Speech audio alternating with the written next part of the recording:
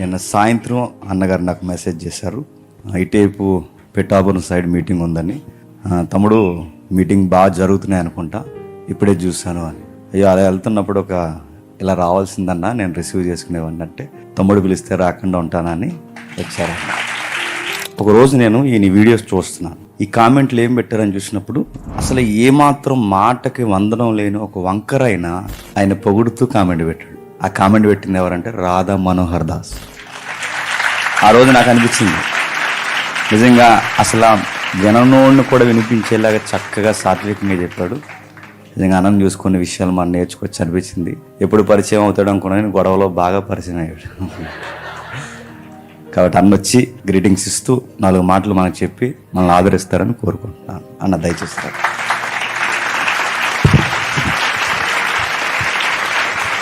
Praise the lord. దేవునికి మహిమ కలుగును గాక.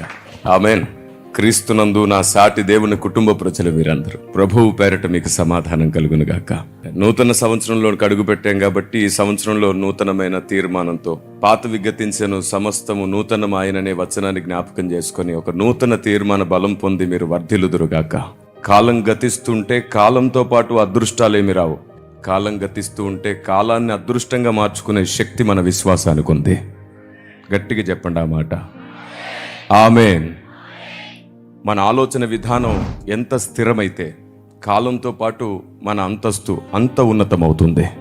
నూతన సంవత్సరం రాగానే కొత్త దీవెనలేమి రావు, కానీ నూతన సంవత్సరంలో మన ఆలోచన ఇంకా నూతనమైతే మనమే దీవెనగా మారిపోతాం, మనమే ఆశీర్వాదంగా మారుతాం. నేను ఎప్పుడు గడిచిన 19 సంవత్సరాలుగా ప్రతి సభలో నేను ఒక స్లోగన్ ఇస్తూ వస్తున్నాను. ఆశీర్వాదాలు దీవెనల కొరకు సంఘం మందిరానికి రాకూడదు, ఆశీర్వాదాలు దీవెనల కొరకు సభలకు వెళ్ళకూడదు. మనమే ఆశీర్వాదంగా మారడం కొరకు మందిరానికి వెళ్ళాలి, మనమే ఆశీర్వాదంగా మారడానికి సభలకు వెళ్ళాలి. ఆశీర్వాదాల వెంట మనం కాదు, మన వెంటే ఆశీర్వాదాలు. ఆమేన్.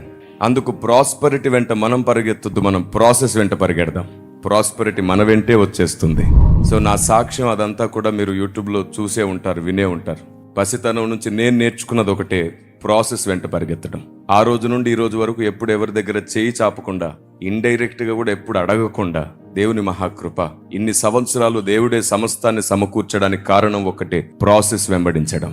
మీరు కూడా ప్రాసెస్ ని వెంబడించండి, ప్రాస్పెరిటీ దానికదే వచ్చేస్తుంది. ఈ నా జీవిత లక్ష్యాన్ని లేదా నా తీర్మానాన్ని, నా రోషాన్ని దృష్టిలో ఉంచుకొని ఒక వచనం మీ ముందు చదువుతాను. కీర్తనల గ్రంథం 73వ కీర్తన 24వ మాట చదువుకుందాం. నీ ఆలోచన చేత నన్ను నడిపించెదవు. ఆమేన్. ఆయన ఆలోచన చేత నడిపించబడుతున్నప్పుడు మనం మహిమలో చేర్చబడతాం.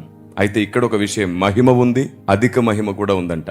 దేవుని గూర్చి ఎవరికి ఎక్కువ జ్ఞానం ఉంటుందో వారు పరలోక రాజ్యంలో ఎక్కువ స్థాయిలో ఉంటారు. దేవుని గూర్చి ఎవరికి తక్కువ అవగాహన ఉంటుందో వారు పరలోక రాజ్యంలో తక్కువ వారిగా ఉంటారు. ఎందుకంటే దేవుని గూర్చిన జ్ఞానం మాత్రమే మనకు పరలోకంలో అధిక మహిమనిస్తుంది. జ్ఞానం లేని వాడు పరలోక రాజ్యంలో తక్కువ వాడవుతాడు. అందుకే మనకు దేవుడిచ్చిన ఈ గొప్ప అవకాశం, సంవత్సరం తరబడి సంవత్సరం గడుస్తున్నప్పుడు మనం నానాటికి దేవుని జ్ఞానంలో ఎదుగుదుముగాక. ఆమేన్. జ్ఞానము దేవుని ఆలోచన విధానంలోనే ఉంది. ఫర్ ఎగ్జాంపుల్ చెప్తాను. ఈ మార్చ్ రాగానే మీలో చాలా మంది ఎగ్జామ్స్ కోసం ప్రార్థన చేసేవారు ఉంటారు కదా. మార్చ్, ఏప్రిల్ అంతా ఎగ్జామ్ మార్కుల కోసం ప్రార్థన చేస్తారు. నేను మిమ్మల్ని ప్రభు పేరిట బ్రతిమాలుతున్నాను, ఎవరు మార్కుల కోసం ప్రార్థన చేయకండి. మీరు ఎంత ప్రార్థించినా మార్కులు రావు, ప్రార్థనకు మార్కులు రావు. దేవుడు అసలు మార్కులు వెయ్యడు. మీరు చెప్పండి, నీ 20ని 60 చేసేయాలా, నీ 60ని 80 చేసేయాలా? దేవుని న్యాయం ఎలాంటిదో మీకు అర్థమయ్యేటట్టు చెప్తాను. ఒక వ్యక్తి 2 గంటలు ఏడ్చి ప్రార్థిస్తున్నాడు మార్కులు కావాలని, ఇంకో వ్యక్తి 2 గంటలు కష్టపడి చదివాడు. మీరు చెప్పండి, ఎవరు పాస్ అవ్వడం న్యాయం, ఎవరు పాస్ అవ్వడం దేవుడు కోరుకుంటాడు? అంటే ఏది న్యాయమో ఇప్పుడు మీకు బాగా మీకే న్యాయం తెలిస్తే, న్యాయానికే కేర్ ఆఫ్ అడ్రస్ దేవుడు, న్యాయానికి చిరునామే దేవుడు. ఈ 2 గంటలు ప్రార్థన చేసినోడికి మార్కులు ఎట్లా వేస్తాడు? కాబట్టి మార్కులు ప్రార్థన చేస్తే రావు. అయితే నేను ఒక 3 చెప్తాను. నేను చెప్పే 3 రకాల ప్రార్థన చేస్తే మీరు అసలు ఫెయిలే అవ్వరు. అదేంటన్నా, ఇప్పుడే మీరు ఏమన్నారు? ప్రార్థిస్తే మార్కులు రావన్నారు. మళ్ళీ ఇప్పుడే నేను చెప్పినట్టు ప్రార్థిస్తే మీరు తప్పకుండా పాస్ అవుతారంటున్నారు. ఏమిటి అని అంటే, ఒక నియమం ఉంది బైబిల్ గ్రంథం ప్రకారంగా. దేవునికి ఒక చట్టం ఉంది. ఆ ప్రకారంగానే మన విశ్వాసం, మన మాట, మన ఆలోచన, మన ప్రవర్తన కొనసాగాలి. 3 మీ ముందు పెడతాను. మొట్టమొదటిది, దేవుణ్ణి అడగండి, జ్ఞాపక శక్తిని వరముగా ఇవ్వు ప్రభువా అని అడగండి, తప్పక ఇచ్చేస్తాడు ఆయన. రెండవది, ఎగ్జామ్స్ టైంలో ఆరోగ్యాన్ని ఇవ్వండి ప్రభువా, ధైర్యాన్ని ఇవ్వండి ప్రభువా అని అడగండి, ఇచ్చేస్తాడు. మూడవది అడగండి, ప్రశ్న చూడగానే నేను చదివిన ఆన్సర్స్ జ్ఞాపకం చేయి ప్రభువా అని అడగండి చాలు. రాయమని అడగద్దు, మీరే రాయాలి. మనకి ఎలా అలవాటు అయిపోతుందంటే ఏదైనా ఒక ప్రాబ్లం వచ్చినప్పుడు దాన్ని ఎదిరిస్తామని దేవుడు చూస్తాడు, తప్పించు ప్రభువా అని మనం అడుగుతాం. శ్రమలు తప్పించమని పొరపాటును అడగండి, శ్రమలను గెలిచే శక్తిని నాకు ఇవ్వండి ప్రభువా అని అడగండి, మీరు సైనికులు అయిపోతారు. ఆమేన్. శ్రమలను ఎదిరించే శక్తిని ఇవ్వు ప్రభువా అని అడగండి, మీరు ఇంకో జేమ్స్ అవుతారు. Praise the Lord. శ్రమలను ఎదిరించడం నేర్చుకోవాలి, పోరాడి గెలవడం నేర్చుకోవాలి. నిందలు వస్తాయి, అవమానాలు వస్తాయి, శ్రమలు వస్తాయి, కల్పిత మాటలు ఎన్నో చెప్తారు. నీవు దేవుని ముందు సరిగ్గా ఉన్నది నిజమైతే దేవుడి నిన్ను నిరూపిస్తాడు. ప్రపంచం తలదించుకునేలా నీ తలెత్తుతాడు ఆయన.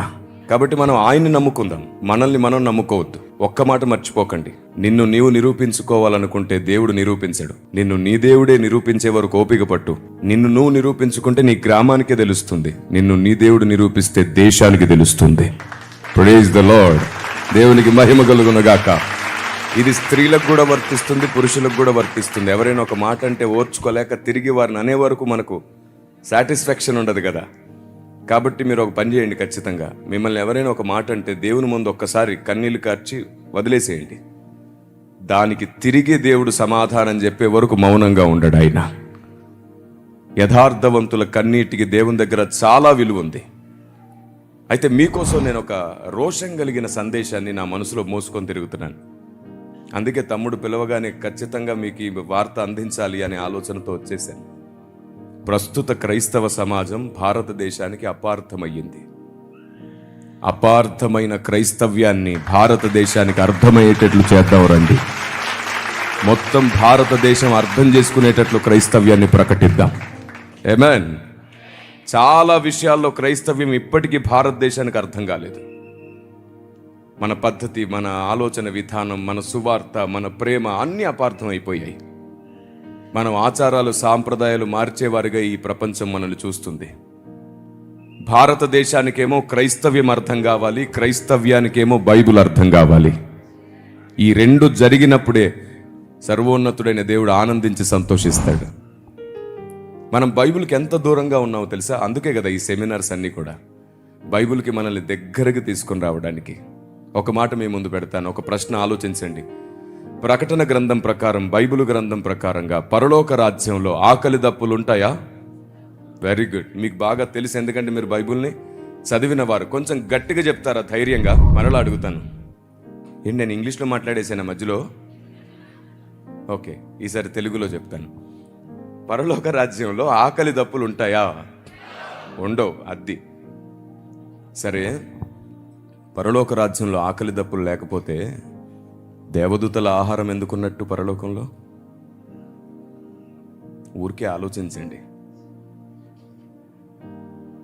ప్రకటన గ్రంథంలో ఉంది డైరెక్ట్గా ఆకలి దప్పులు లేవని. సరే, పరలోక రాజ్యంలో ఆకలి దప్పులు లేవు, ఓకే.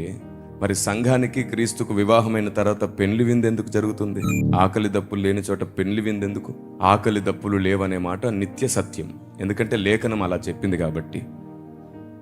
జయించిన వానిని పరదేశిలో ఉన్న జీవవృక్ష ఫలములు భుజింపనిత్తునన్నాడే. మరి ఆకలి దప్పులు లేని చోట ఈ ఫలముల భోజనం ఏమిటి? ఏ బైబుల్ ఆకలి దప్పులు లేవని చెప్పిందో అదే బైబుల్ పరలోక ఆహారం గురించి కూడా మాట్లాడుతుంది. అంటే మనం నేర్చుకోవలసింది ఇంకా ఉంది. వన్ సైడ్ పరిగెత్తడం మానేసి అన్ని సైడ్లు ఆలోచించిన రోజున ఏది సర్వసత్యం అది మనకు అర్థమైపోతుంది. నేను ఒక్కటే చెప్తున్నాను, క్రైస్తవ్యం మొత్తానికి సత్యం మాత్రమే తెలిసింది, సర్వసత్యం తెలియలేదు. సర్వసత్యం ఏమిటో తెలియాలి అంటే అందరి వైపులో ఉన్న వాస్తవాన్ని కూడా మనం ఆలోచించాలి. అప్పుడే అసలు విషయం మనకు అర్థమవుతుంది. ఫర్ ఎగ్జాంపుల్, బైబిల్ గ్రంథంలో ఒక మాట ఉంది. మత్తయి సువార్త 9వ అధ్యాయం 13వ వచనంలో ఇలా అంటాడు, చూడండి. అయితే నేను పాపులను పిలువవచ్చి తిని గాని నీతిమంతులను పిలువరాలేదు, గనుక కనికరమునే కోరుచున్నాను గాని బలిని కోరనన్నాడు. ఇదే మాట 12వ అధ్యాయం 7వ వచనంలో కూడా ఉంటుంది. మరియు కనికరమునే కోరుచున్నాను గాని బలిని నేను కోరను అను వాక్య భావము మీకు తెలిసి ఉంటే, బలిని కోరను కానీ కనికరమునే కోరుచున్నాను. ఈ 2 పదాల గురించి మాట్లాడి మీకోసం ప్రార్థన చేస్తాను. కనికరమును కోరుచున్నాను అన్నాడు. బలిని కోరను కనికరమునే కోరుచున్నాను అనే మాటకు అర్థం ఏమిటో తెలుసా? కనికరం అంటే మన డిక్షనరీ లెవెల్లో మన ఆలోచన విధానం ఏమిటంటే దయ చూపించడం, జాలి కలిగి ఉండడం, సహాయపడడం, ఇలాంటి ఎన్నో పర్యాయ పదాలకు కనికరం ముందుంటుంది. బలిని కోరను గాని కనికరమునే కోరుచున్నాననే మాటకు అసలు అర్థం అది కాదు. ఈ లోకంలో కనికరం అంటే దయా, జాలి అవన్నీ ఉంటాయి. కానీ అక్కడ ఒక మాట అన్నాడు, నిర్దోషులను మీరు దోషులుగా చేయకుందురు అన్నాడు. మీ బలి నైవేద్యముల కంటే కూడా నేను కోరదగింది ఏమిటంటే నిర్దోషులను దోషులుగా మీరు చేయకండి. నిర్దోషులు దోషులు ఎలా అవుతున్నారు? సింపుల్. మనలో చాలా మంది మైండ్స్ డస్ట్బిన్ మైండ్స్ ఉంటాయి. డస్ట్బిన్ మైండ్స్ అంటున్నాను నేను. సాతాను ఏది వేస్తే అది లోపలికి వెళ్ళిపోతుంది. ఏది విన్నా సరే ఇది నిజమా అని నమ్మేవారు ఉంటారు చూసారు, అది డస్ట్బిన్ మైండ్ సెట్. ఒక ఊర్లో 10 వీధులు ఉన్నాయి. ప్రతి వీధికో కుక్క ఉంది. మధ్యరాత్రి కుక్కలన్నీ అరవడం చూసి ఊరందరూ లేసొచ్చారు. కుక్కలతో అడుగుతున్నారు, ఏంటి అలా అరుస్తున్నారు మీరు? 10వ వీధి కుక్క అనింది, నాకేం తెలీదు. 9వ వీధి కుక్క అరిసినందుకే నేను అరిశాననింది. 9వ వీధి కుక్కను అడిగితే 9వ వీధి కుక్క 8వ వీధి కుక్కను అడగండి, నాకేం సంబంధం లేదనింది. ఫైనల్గా మొదటి వీధి కుక్క దగ్గరకు వచ్చారు. ఏమిటే కుక్క అరిసావంట? నీ వల్ల అందరు నిద్రలు పాడైపోయాయి. ఎందుకు అరిసావంటే అది చెప్పిన కారణం ఏంటో తెలుసా? రాత్రి తిన్నది అరగలేదు సార్ అనిందంట. అలా ఉంటుంది కొందరి వ్యవహారం. ఎవరు ఏది చెప్పినా సరే గుడ్డిగా ఇంకొకరికి చెప్పే ప్రతి వ్యక్తి స్వభావం కుక్క స్వభావమే. క్రీస్తును సాధన చేస్తున్నాం మనం. లేఖనాలను ధ్యానించడమే కాదు, ముద్ర వేసుకుంటున్నాం మనం. ఈరోజు అర్థం కాని విషయం రేపు అర్థమవుతుందనే నిరీక్షణతో బ్రతకండి. అప్పుడు ఎవరిని అపార్థం చేసుకోం. ఏది సత్యమో అదే మనకు అర్థమవుతుంది. అవును, నిజానికి అపార్థానికి మధ్యలో ఒక అగాధమే నిలబడిపోయి ఉంటుంది. ఎప్పుడు నిజానికి అబద్ధానికి మధ్యలో ఒక అగాధం ఉంటుంది. దీన్ని దాటడానికి పెద్ద సాహసం చేయక్కర్లేదు. ఒక వంతెన నిర్మిస్తే చాలు, మొత్తం అందరికీ దారి తెలిసిపోతుంది. మనం ఆ వంతెన నిర్మించాం, డైరెక్ట్గా ఎగరడానికి ట్రైనింగ్ ఇస్తాం. అక్కడే తప్పు జరిగిపోతుంది క్రైస్తవ సమాజంలో. వద్దు. అనేకులలో పొరపాటు బోధలు ఉన్నాయి, కానీ వారిలో సత్యము కూడా ఉంది. ఒకరిలో అబద్ధం ఉన్నంత మాత్రాన, ఒకరు అబద్ధ బోధ చేసినంత మాత్రాన మొత్తం అబద్ధం కాదు, కొంత సత్యం కూడా ఉంటుంది. మన పోరాటం, మన ఆలోచన ఆ కొంచాన్ని కూడా సరిచేద్దామని. అదే నిజమైతే సహనంగా ఉండండి, ఓపికతో ఉండండి. మీ సహనం సకల జనులకు కనబడనివ్వండి. మీ భక్తి సంపూర్ణం కానివ్వండి. లేఖనం మీ బ్రతుకులో నెరవేరే వరకు ఆయన చేయి పట్టుకొని అడుగులు అడుగు వేస్తూ ఉండండి. ఈరోజు అర్థం కానిది రేపు అర్థమై తీరుతుంది ఖచ్చితంగా. Praise the lord. బైబిల్ ఇలా సెలవిచ్చింది, నా జనులు జ్ఞానము లేక నశించిపోతున్నారు, నా జనులు జ్ఞానము లేక చెరపట్టబడుచున్నారు అని. దేవుని గూర్చిన జ్ఞానం మనకు కావాలి. ఇప్పుడు ఇంతకుముందు నేను ప్రశ్న అడిగానే, అలాంటివి 3000 ప్రశ్నలకు ఇప్పటికీ సంఘానికి జవాబు తెలియదు. అది మాత్రమే కాదు, 10,000 సంగతులకు సంఘం ఇప్పటికీ దూరం. 2-3 అడుగుతాను, కొంచెం ఆలోచించడానికి మాత్రమే. మీకేదో తెలియదు అని చెప్పడం నా ప్రయత్నం కాదు. మనకి ఇంకా చాలా విషయాలు తెలియదు అని స్పృహ కలిగించడానికి చెప్తున్నాను. ఆదరణ ఎప్పుడు కలుగుతుందో తెలుసా? ఎంత దూరం ఉన్నామో తెలిసి ఎంతలో త్వరగా వెళ్ళిపోతామో తెలిసినప్పుడు ఒక నిరీక్షణ కలుగుతుంది. మీరు బైబిల్కి ఎంత దూరంగా ఉన్నారో తెలిస్తే ఎంత త్వరగా దగ్గరికి వెళ్ళాలో కూడా మీకు అర్థమైపోతుంది. మీ పోరాటం మరల నూతనం అయిపోతుంది. Praise the Lord. ఏదో ఒకసారి అందరు చెప్తారా మాట? ఆమేన్. Praise the Lord. అందరు కలిసి స్తుతించడంలో లాభం ఉంది. మన పక్కనే కొందరు ఉంటారు, ఆయన్ని స్తుతించడానికి కూడా సిగ్గుపడేవారు. నీ స్తుతి మరొకరికి స్తుతి నేర్పిస్తుంది. నువ్వు బిగ్గరగా స్తుతిస్తే వారు సిగ్గుపడ్డం మానేసి వారు దేవుణ్ణి స్తుతించడం నేర్చుకుంటారు. Praise the Lord. నేను చాలా సంతోషిస్తున్నాను మిమ్మల్ని అందరినీ చూస్తూ. భవిష్యత్తులో మీరు ఈ దేశానికి జవాబుగా నిలబడేటట్లు దేవుడు చేయునుగాక. మీ ప్రాంతంలో ఎలాంటి ప్రశ్నలు వచ్చినా సహనంతో సమాధానం చెప్పేవారు అవుదురుగాక. సహనం మాత్రమే ఈరోజు ఈ భూమి మీద భారతదేశాన్ని గెలవడానికి ఆయుధం అవుతుంది. మీరు ఎంత ఓపికగా ఉంటారో అంత త్వరగా సత్యం సమాజానికి అందుతుంది. మీరు ఆవేశపడి కామెంట్లు చేసినా, ఆవేశపడి అవసరం లేని వారికి లైకులు కొట్టినా, వారి మాటలు సమాజంలో తప్పకుండా అపార్థం అవడమే కాదు, మొత్తం క్రైస్తవ్యానికి అపార్థాన్ని తెచ్చిపెడతాయి. ఆవేశపడనే వద్దు. మీరెంత ఓపికతో ఉంటారో అంతగా సత్యం గెలుస్తుంది. మీరు ఆవేశపడితే మీ ఆవేశమే వారికి పెట్టుబడి అవుతుంది. అవును, ఆవేశాన్ని తీసుకెళ్ళి వారి స్వామీజీలకు, పూజారులకు చూపించి మరీ వాళ్ళు క్యాష్ చేసుకుంటున్నారు అన్నింటినీ. క్రైస్తవుడు రోషంగా ఉండడం వేరు, ఆవేశపడడం వేరు. నరుని కోపం దేవుని నీతిని. అయితే రోషం అంటే ఏంటో తెలుసా? ఎన్ని ఆటంకాలు వచ్చినా, ఎన్ని నిందలు వచ్చినా, ఎన్ని సమస్యలు వచ్చినా ప్రారంభించిన దేవుని పని ఆపకుండా ముందుకెళ్తారు చూశారు, దాన్నంటారు రోషం. కోపాన్ని రోషం అనరు. పని కోసం స్థిరమైన తీర్మానం రోషం. దేవుని చిత్తం నెరవేర్చే వరకు ఆగకుండా ఉండే ఆలోచన విధానం పేరు రోషం. అతన్ననాలి రోషగాడని. కాబట్టి పరిశుద్ధ బైబిల్ గ్రంథానికి మనం ఎంత దగ్గరగా వెళ్తే అంత మంచిది. అందుకే నేను ఈ 4 ప్రశ్నలు మిమ్మల్ని అడగాలనుకుంటున్నాను. చాలా చోట్ల భూకంపాలు, యుద్ధాలు సంభవించినప్పుడు పసిపిల్లలు చనిపోతుంటారు కదా. దేవుడు కాపాడాలనుకుంటే వారిని ఒక రోజు ముందు కాపాడగలడా లేడా? ఎందుకు కాపాడట్లేదు? ఏదో పెద్ద కారణమే ఉంది. చాలామంది సేవకులు హార్ట్ స్ట్రోక్తో చనిపోతున్నారు, యాక్సిడెంట్స్లో చనిపోతున్నారు. దేవుడు కాపాడాలంటే కాపాడగలడా లేదా? ఎందుకు కాపాడట్లేదు? మనలో చాలామంది భూమి మీద మనుషులు పుట్టక ముందే ఎవరు నరకానికి వెళ్తారో, ఎవరు పరలోకానికి వస్తారో భవిష్యత్ తిరిగిన దేవునికి ముందే తెలుసా? మరి నరకానికి వెళ్ళే వారిని పుట్టించడంలో దేవుని ఆంతర్యం ఏమిటి? చాలా పెద్ద కారణమే ఉంది. దేవుడు ఇలా చిటికేసేలోపు సాతాన్ని బంధించగలడు, అంత శక్తివంతుడు. కానీ బంధించకుండా విడిచిపెట్టాడు. ఏంటా కారణం? చాలా పెద్ద కారణమే ఉంది. దేవదూతల్లో ఒకరు 4 రెక్కలు, ఒకరు 2 రెక్కలు, ఒకరు 6 రెక్కలతో ఉన్నారు. సృష్టించడమే ఇలాంటి వ్యత్యాసం ఎందుకు సృష్టించావయ్యా అని అడిగితే దేవుడు ఏం చెప్తాడు వాళ్ళకి? చాలా పెద్ద కారణమే ఉంది. అయ్యా, నేను స్త్రీగా నన్నెందుకు పుట్టించావు? నన్ను పురుషునిగా పుట్టించటే నీ కొరకు ఇంకా గొప్ప సేవ చేసేదాన్నని మీలో చాలా మంది అడుగుతుంటారు. అవును, దేవుడు నిన్ను స్త్రీగా ఎందుకు పుట్టించుంటాడు? దానికి సైంటిఫిక్ గాను, లేకపోతే స్త్రీ పడే కష్టానికి కలిగే ఫలము చూపించి కారణం అని చెప్పి సర్ది చెప్పలేం.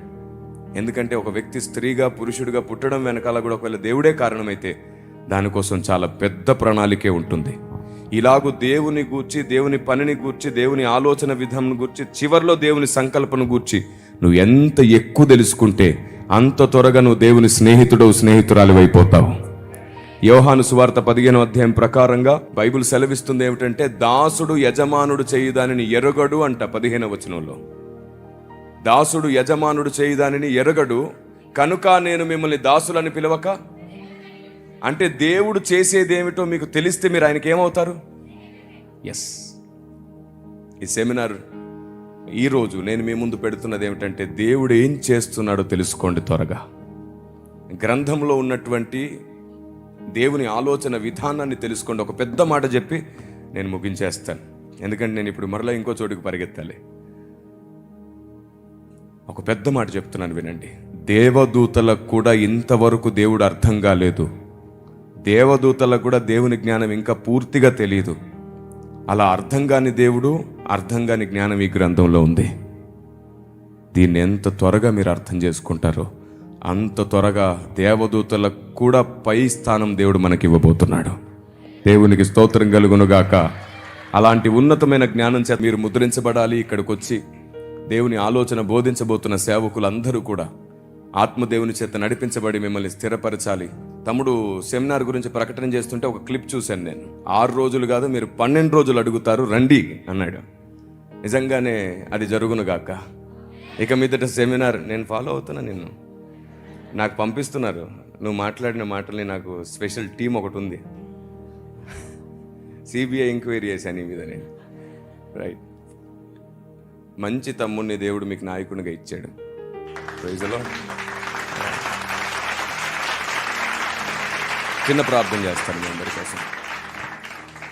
సర్వశక్తిమంతుడైన నా తండ్రి, నా ప్రభువా, ఆలోచనకర్త, సెమినార్లో ఉన్న నీ పిల్లలందరి కోసం ప్రార్థిస్తున్నాను. మీరు దయ చూపించండి. ప్రియతముడు జేమ్స్ కోసం కూడా ప్రార్థిస్తున్నాను. గడిచిన దినాల్లో నీ కుమారునికి మీరు సహాయం చేశారు. ఇప్పుడు కూడా మీరు సహాయం చేయండి. ఆశ్చర్యకరమైన నీ హస్తం నీ కుమారుని నడుపునుగాక. ఇంతమందిని బలపరచడానికి నానాటికి ప్రతిదినం బలమైన శక్తినివ్వండి. మీరు నాకిచ్చిన అధికారమును బట్టి ప్రార్థిస్తున్నాను. ఆరిపోకుండా ఉండే ప్రార్థనా తైలాన్ని నీ కుమారునికి మీరు వరముగా ఇవ్వండి. పరిశుద్ధుడైన మా ప్రభువా, నీ కుమారుని నిత్యము నీ వివేకంతో నింపండి. సరి అయిన దారిలో వెనుక నుండి నీ స్వరంతో నడిపించి అందరినీ బలమైన వ్యక్తులుగా మార్చే శక్తిగా మార్చండి. నీ నోటి బూరగా వాడుకోండి. మీరు నాకిచ్చిన అవకాశాన్ని బట్టి దీవిస్తున్నాను. యేసు శక్తిగల దివ్యనామంలో ప్రార్థన చేస్తున్నాను పరమ తండ్రి. ఆమేన్.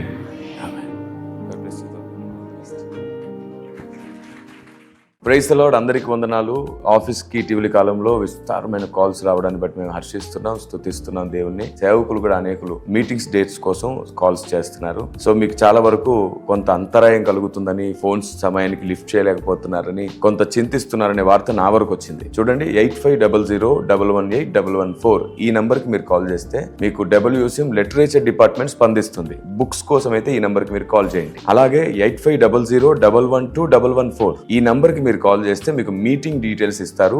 WCM సెక్రటరీ పాస్టర్ జగదీష్ గారితో మీతో డైరెక్ట్ గా మాట్లాడిస్తారు. తమ్ముడు మీకు డేట్స్ ఇస్తారు. సో కొందరు మధ్యరాత్రి 1 గంటకి 2 గంటలకి అలా కాల్ చేస్తున్నారు. అలా కాల్ చేస్తే గుర్తుంచుకోండి, మేము యంత్రం కాదు. నిర్విరామమైనటువంటి ప్రయాణాలు, విస్తారమైన సభలు ఉంటాయి. మీరు చూస్తున్నారు. రాత్రి 10 తర్వాత మీరు కాల్ చేస్తే లిఫ్ట్ చేయడం కుదరదు. ఉదయం 10 లోపు కాల్ చేసినా లిఫ్ట్ చేయడం కుదరదు. అందరూ ఆలోచిస్తారని, అందరూ అర్థం చేసుకుంటారని ప్రభు పేరట మీకు ఈ విషయాన్ని వినిపిస్తున్నాను.